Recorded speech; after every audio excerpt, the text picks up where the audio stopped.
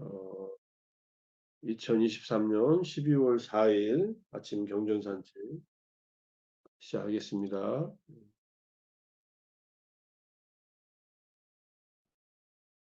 오늘 다시 이 도표를 좀 보게 될 것 같습니다. 뒤에 가서 보기로 하고요. 법구경 195번째 개송 제14장 붓다품의 9번째 이야기 카사파 붓다의 심력을 갖춘 카사파 붓다의 수완나 제띠아 이야기. 주석서에 이제 보면은 뭐 나오니까 공양할 가치가 있는 분들을 공양하는 이들, 붓다나 또는 성문 제자들을 망상을 넘어서고 슬픔과 비탄을 건넌 분들을 이렇게 개성이 끝나지 않고 다음 개성으로 연결되는데 오늘은 이 한 개성만 보겠습니다. 어쨌든 망상은 이제 덮개나 장애, 이제 번뇌들을 말하고 그것을 넘어서고 슬픔과 비탄을 건너서 공양할 가치가 있는 분들, 그분들은 부처님이나 벽지불이나 성문 제자들, 이런 분들을 공양하는 이들, 이런 뜻입니다. 여기서 공양하기에 가치가 있는 분들이 공양할 가치가 있는 분들이다. 공양할 만하다는 의미이다. 공양을 올릴 만하다는 얘기고요. 공양할 가치가 있는 분들을 공양하는 이들이란 예경 등과 네 가지 필수품, 네 가지 필수품은 의식주와 약을 말합니다. 이것을 공양하는 이들이다. 공양할 가치가 있는 분을 가리키는 붓다라는 용어와 함께 이제 붓다는 정등각자이다. 또는이라는 말은 그러면이라는 의미인데 여기에서는 벽지불을 말하는 것이다. 그러니까 부처님 벽지불 이제 아라한들을 말한다 이런 뜻이고요. 그리고 성문 제자도 말한다. 망상을 넘어서고 망상이라는 말에 여기 해당하는 말이 빠빵자거든요. 빠빵자 사전 찾아보면 이제 여러 가지 의미가 있는데 하나가 이제 희론이라고 한문으로 번역되는 망상 또는 여러 가지 쓸데없는 말들을 말합니다. 근데 여기서는 이제 가래와 사경과 아만이라는 망상이다 이렇게 얘기합니다. 세 가지 가래, 감각적 쾌락에 대한 가래, 존재의 가래, 비존재의 가래나 사견. 사견의 대표적인 것은 관견과 성견, 허무주의와 영혼주의이고 그 다음에 이제 유신견, 계금치견 이런 것들이 다 사견입니다. 이 몸과 마음을 영원한 자아라고 자아와 연결시켜서 생각하는 것들이 다 사견이죠. 그 다음에 아만, 이것이 나다, 이것이 어, 나는 누구누구이다라는 그런 생각들 아만입니다. 어, 기본적인 사견은 수타원에서 끊어지고 가래와 아만은 전부 아라 안에서 끊어지는 그러한 번뇌들입니다. 슬픔과 비탄을 건넌 분들이란 슬픔과 비탄을 넘어선 이 두 가지를 넘어선다는 의미이다. 이러한 일에 의해서 공양할 가치가 있음을 보여준다. 그러니까 모든 망상을 넘어섰고 슬픔과 비탄을 건넌 이런 분들이기 때문에 공양할 가치가 있는 분들이다. 이런 뜻으로 이제 해석하고 있고요. 이게 9번째 이야기에 탑을 세울 만한 사람들이라는 제목으로 이 주석서에서 나와 있는 얘기인데 부처님께서 사와띠를 떠나서 베나레스로 향하는 길에 또떼이야 마을 가까이 있는 탑에 도착합니다. 사와띠와 베나레스 사이에 있는 마을로 부처님 시대까지 가서 부처님의 탑이 남아 있었다고 합니다. 가서 부처님이 바로 부처님 직전 어, 부처님이거든요. 근데 그 가서 부처님의 탑이 남아 있는 거예요. 그래서 어떤 바라문이 그 탑을 예배하고 돌아서자 부처님께서 그대는 왜 이 탑에 예배하는가 이렇게 얘기하니까 조상 대대로 내려오는 것이기 때문에 예배합니다. 이렇게 얘기합니다. 이때 탑은 이제 본묘를 말해요. 바라문이여 이 탑에 예배하고 존경하는 일은 참 잘한 일이다. 그리고 나서 이제 비구들은 왜 이런 칭찬을 하셨을까 생각하니까 부처님께서 이 탑은 카사파 부처님의 탑이라 이렇게 얘기를 합니다. 그래서 비구들이 의심을 하니까 그것을 이제 의심을 쫓아내기 위해서 마찌마니카야 가티가라경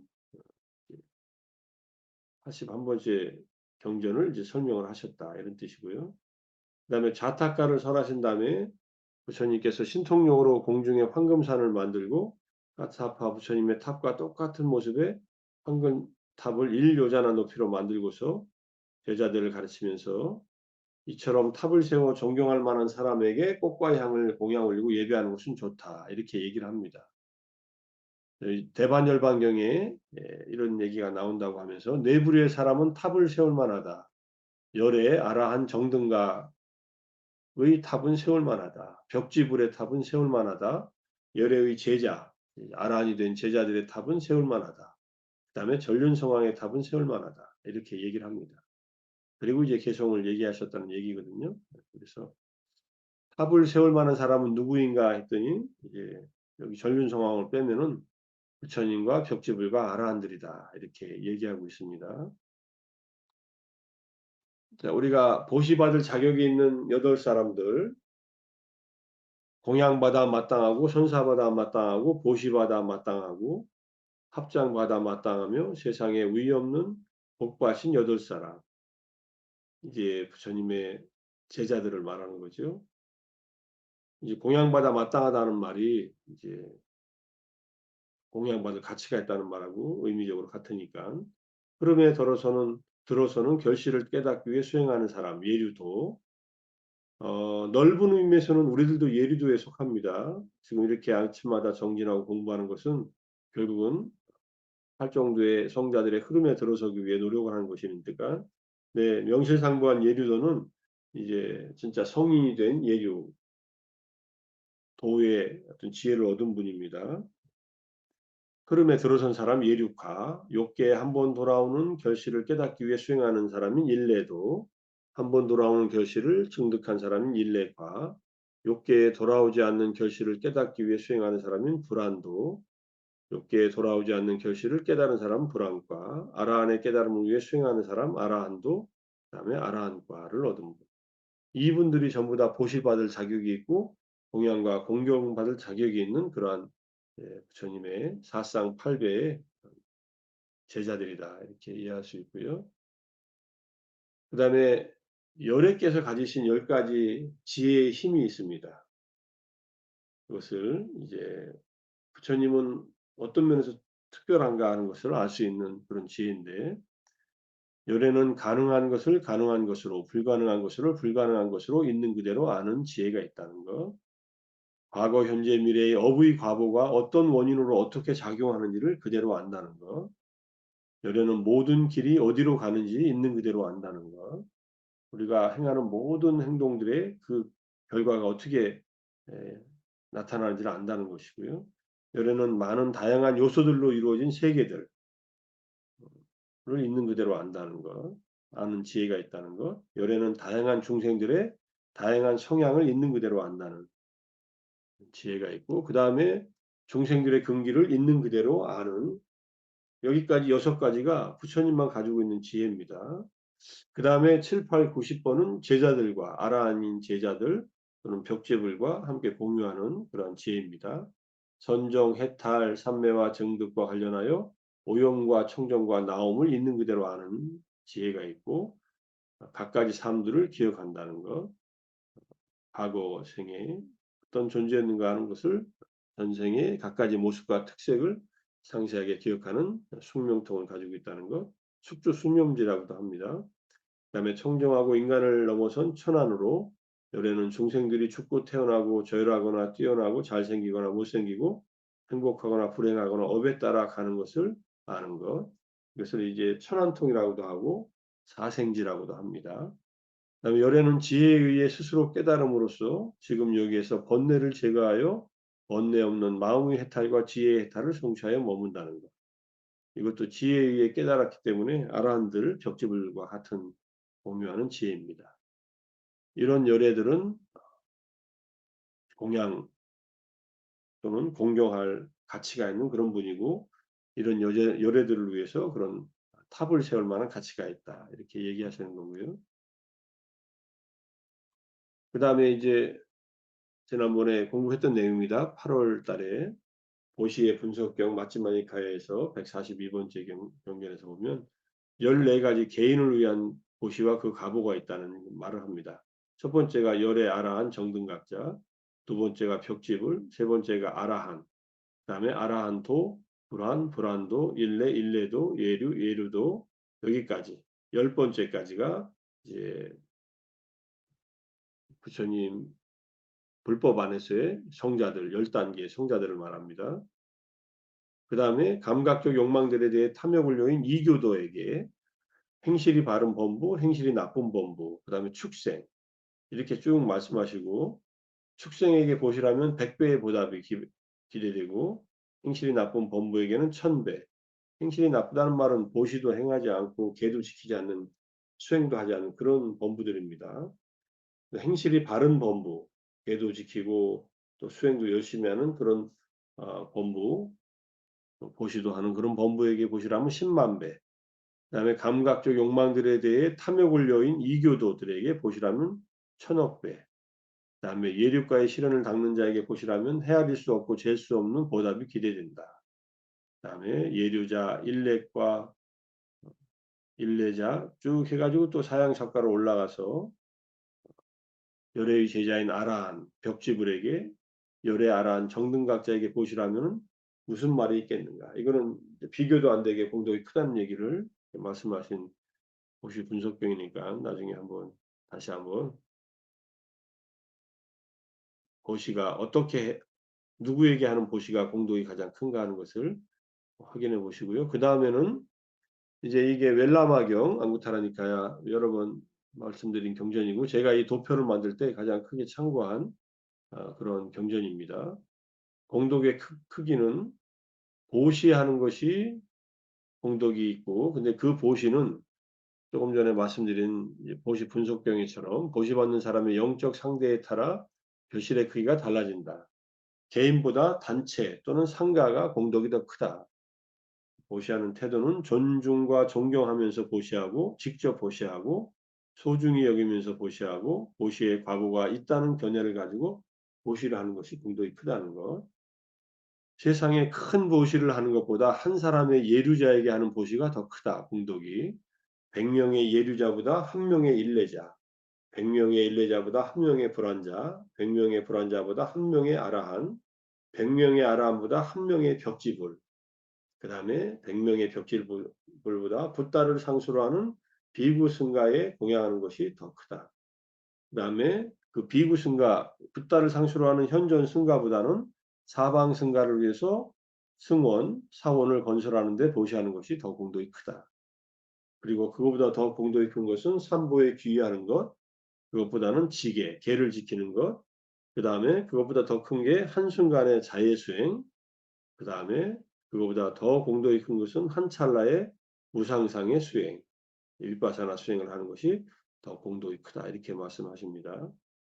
그래서 여기서 지금 보시하는 것, 보시는 쭉 여러 가지 단계가 있으니까 보시하고 삼보에 귀의하고 계를 지키고 이렇게 올라가다가 삼매 수행으로서 자해 수행이 있고 그 다음에 무상상으로서 지혜 수행 이렇게 단계적으로 공덕이 더 점점 커진다는 그런 얘기고요. 위로 올라갈수록 더 많은 공덕이 있다는 거 이렇게 알 수 있습니다. 웰라마경 앙구타라니카야 구법의 20번째 경전에 나오는 얘기니까 이 경전 확인하시면 될 것 같아요. 그래서 우리가 전통적으로 전해 내려오던 어떤 탑이나 또는 뭐 어떤 기념물에다가 예배하는 것은 좋은데 그 무엇인지를 알고 그 예배하고 공경하는 것이 좋다는 것을 이제 이 경전에서 볼 수 있고 부처님이 세상에 태어나는 것이 왜 중생들에게 행복이 되냐면은 그 부처님에게 예경하고 공경하고 귀의하고 그다음에 부처님에게 보시하는 것이 큰 공덕이 되기 때문에 그렇다는 얘기를 하는 겁니다.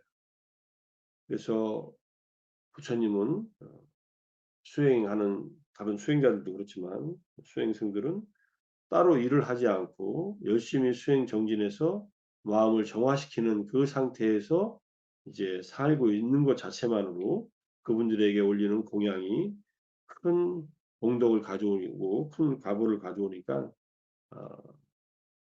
수행자들, 수행생들을 우리가 일을 안 한다고 이렇게 비난할 필요는 없다. 이렇게 이해하시고 수행자들이 수행을 안 하면은 그거는 뭐 수행자답지 못한 거니까 말할 필요는 없지만은 그래도 그런 수행승들에게도 공양을 올리는 것은 공덕이 된다라는 것을 이제 앞에 알 수 있습니다. 행실이 바르지 못한 사람에게 하는 공양도 공덕이 되니까. 자, 오늘은 어쨌든 195 번째 개송에서 말하는 공양 올릴 가치가 있는 그런 분들, 또 탑을 세울 만한 가치가 있는 분들, 그분들에 대한 공양이나 또는 탑을 세워 놓고 늘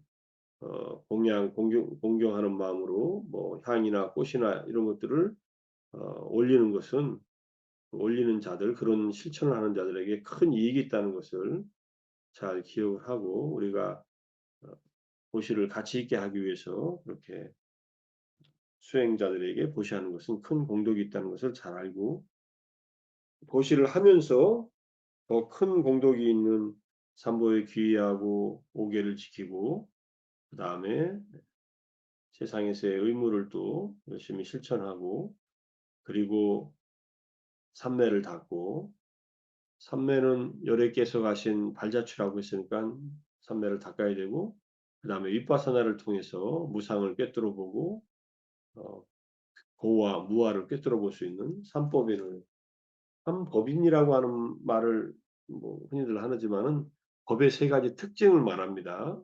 이때 담마는 유의법들의 세 가지 특징을 말해요. 불법의 법이 아니라 유의법이 무상하고 고이고 무아라는 뜻입니다. 이 중에서 부처님 가르침의 가장 큰 특성은 무아설입니다. 무상과 고는 다른 사상이나 다른 수행자들도 가르칩니다. 그런데 무아는 부처님만 가르치셨어요. 무아의 교설은. 무아의 지혜를 얻은 것은 부처님밖에 안 계시고 무아를 설한 것이 가장 불교적이다 이렇게 얘기할 수 있습니다. 어쨌든 무상의 어떤 그 법칙이나 또는 고 또는 무아라고 하는 것은 여러께서 이 세상에 오시거나 말거나 법으로서 확정되어 있다 이렇게 얘기를 합니다. 그것을 우리는 수행을 통해서 깨달아 들어가는 겁니다. 네, 무상고 무아의 세 가지 법의 특징에 이제 이 세 가지를 꿰뚫고 지나가면 윗바사나의 지혜가 무상고 무아를 꿰뚫으면 그 다음에 수타원의 도의 지혜부터 시작해서 아라한의 과의 지혜까지 이르는 성자들의 도와 과의 지혜로 들어가서 궁극의 열반에 이제 도달하게 됩니다. 열반을 얻게 됩니다. 그래서 이제 나중에 대승불교에 오면은 무상, 무아, 열반, 제법, 재행무상, 제법무아, 열반적정 이것이 삼법인이다 이렇게 얘기도 합니다. 그리고 저는 이게 법의 어떤 그런 불법의 핵심이라고 얘기를 하는데 열반적정까지 들어가면은 뭐 그렇게 얘기할 수 있는 측면도 있지만 법인이라는 말, 다르마 무드라라고 하는데 이것이 진리다라고 하는 도장을 찍는 어떤 그런 어, 세 가지 진리를 말하는데 삼법인이 이건 대승불교에도 한참 후대에 생겨난 용어입니다. 그래서 이제 한번 삼법인이나 뭐 사법인 또는 초기 불교의 삼법인과 대승불교 삼법인 한번 설명할 기회가 있으리라고 생각하는데 이제 나중에 법구경에서 이제 사페상카라 아니짜 사페상카라 두카 사파담마 아나타 이게 제법 재행무상 일체계고 제법무아를 바른 통찰지로 꿰뚫는 자는 괴로움에 대해서 싫어하는 생각을 일으킨다. 이것이 청정에 이르는 길이다. 이 세 가지 개성이 나오거든요. 그때 가서 한번 자세하게 삼법인 초기 불교, 삼법인, 대승불교, 삼법인이나 사법인 또는 그 외에 다른 더 많은 법인에 대한 가르침들에 대해서 정리한 자료가 있으니까 한번 공유해서 한번 공부해 보도록 하겠습니다. 오늘 그래도 이 설명드릴 때는 인터넷이 안 끊어져서 다행이네요. 어쨌든 오늘 조금 뭐 명상할 때 끊어지고 이어지고 했지만 다행스럽게 아침 정진과 독성과 경전 산책을 무사히 마쳤습니다. 자, 우리도 공양할 만한 부처님이나 벽지불이나 성자인 상가의 스님들에게 항상 공경하고 공양하는 마음으로 그렇게 우리는 담마 아누담마 빠티빠티야 출세간의 열반이라는 출세간의 법을 따라 실천하는 팔정도의 이 실천법을 매 순간마다 실천함으로써 삼보에 예경을 올리고 부모님과 스승님들께 예경 올리는 마음으로 그렇게 수행한다면은 우리의 수행도 어느덧 무르익어서 우리도 그러한 성자의 반열에 들어갈 것이다라고 이렇게 믿음을 갖고 정진을 해가면은 훨씬 더 정진에 힘이 생길 겁니다. 순간순간 활정도 매 순간 계정의 사막이 내 마음에서 항상 함께 작동하도록 그렇게 잊지 않고 사띠를 지니고 사띠에 의해서 바른 지혜와 또 인내심을 가지고 계를 지키며 정진할 수 있는 그런 마음으로 오늘 하루도 잘 지내기를 다짐해 보면서 아침 경전 산책 마무리하겠습니다. 오늘도 정진하시라 애쓰셨습니다. 사두 사두 사두 사두, 사두, 사두.